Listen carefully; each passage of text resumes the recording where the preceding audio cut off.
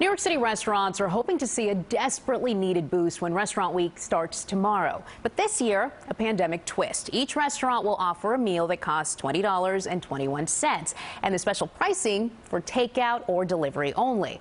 Those in the service industry say it cannot come soon enough. The NYC Hospitality Alliance says 140,000 jobs, 43% of the restaurant workforce, have been lost since the start of the pandemic. And News 4's Phil Lipof stopped by a restaurant that will not make it to tomorrow.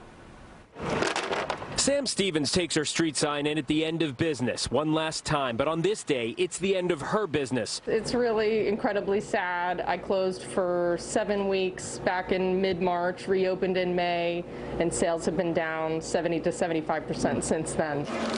Tough to overcome, but she fought, and her diehard customers and we came from Brooklyn, so did what they could, like Justin Spaeth, a regular. It's a little devastating. I love this neighborhood. You're all set. I got you today. Last customer, best customer, thank you. And just like that, after 8.5 years, it's over. Not a death, but a victim of COVID nonetheless.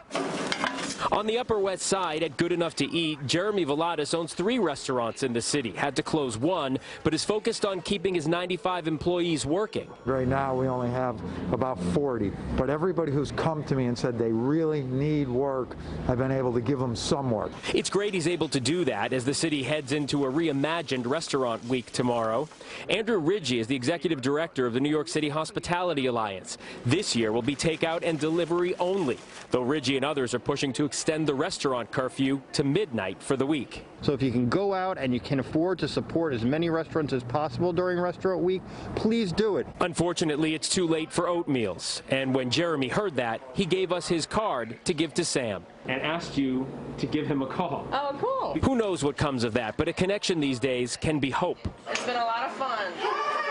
Sam held it together and went through the motions. So we love you so much, and we're so proud of you. Until her friend showed up for support.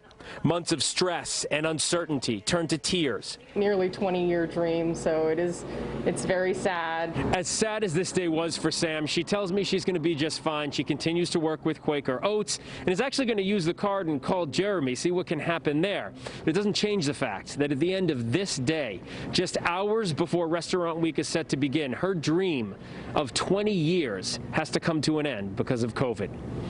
In Greenwich Village, Phil Lipof, News 4 New York.